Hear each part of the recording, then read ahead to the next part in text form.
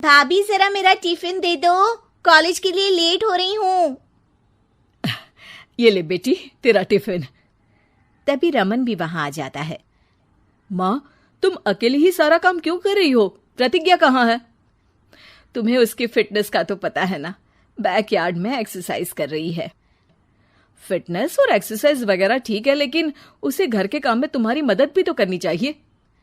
अरे ठीक है, सीख जाएगी। जब तक मैं हूं तुम्हें किस बात की फिक्र? हाँ। इसके बाद रमन और उसकी बहन दोनों घर से निकल जाते हैं और सास घर के कामों में व्यस्त हो जाती है। वहीं दूसरी तरफ प्रतिज्ञा अपनी एक्सरसाइज पूरी करके थकी हुई गार्डन में ही बैठ जाती है। आज तो पूरे 2.5 घंटे एक्सरसाइज कर ली। Now I am tired. थोड़ी देर आराम करके फिर शाम को योगा करूंगी। प्रतिज्ञा अपने कमरे में जाकर सो जाती है। सुबह से शाम हो जाती है। रमन और रेखा भी घर वापस आ जाते हैं, पर प्रतिज्ञा अभी तक कमरे से बाहर नहीं निकलती, जिस पर एक बार फिर अपनी माँ को अकेले काम करते हुए देखकर रमन उनसे कहता है, माँ, तुम हर समय अकेले काम में लगी रहती हो। आखिर प्रतिज्ञा पूरा दिन करती क्या है?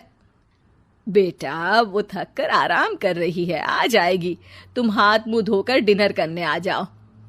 रमन बिना कुछ बोले वहां से चला जाता है। थोड़ी देर बाद वो सब डिनर करने बैठते हैं। तभी प्रतिज्ञा भी वहां आ जाती है और डिनर में बने खाने को देखकर बोलती है, मम्मी ये क्या, सब कुछ तला भुना बनाया है। ऐसा खाना आप सब और मेरी हेल्थ के लिए कितना खराब है। प्रतिज्ञा, तुम खुद कभी माँ की मदद करती नहीं और ऊपर से खाने में नुक्स निकाल रही हो। अरे बहू, हम सबकी हेल्थ के बारे में ही तो सोच रही है। बहू, मुझे ना वो डाइट वाला और बिना घी तेल का खाना बनाना आता नहीं। कुछ नहीं होता मम्मी, वो भाभी बना लेगी। आखिर इतनी फिटनेस फ्रीक है, डाइट फूड बनाना भी जरूर आता होगा। वो सब डिनर करके सोने चले जाते हैं।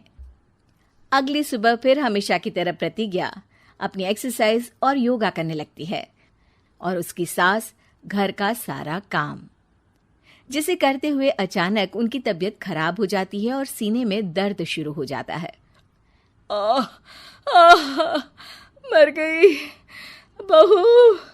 रमन, अरे कोई तो सुनो। और इसी बीच वे बेहोश हो जाती हैं।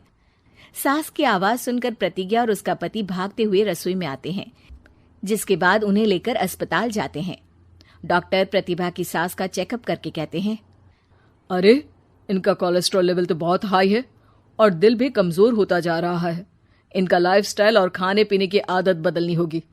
सिर्फ light and non oily food ही खाना है और कुछ समय तक पूरा रेस्ट, साथ में कुछ एक्सरसाइज या योगा करे तो अच्छा रहेगा।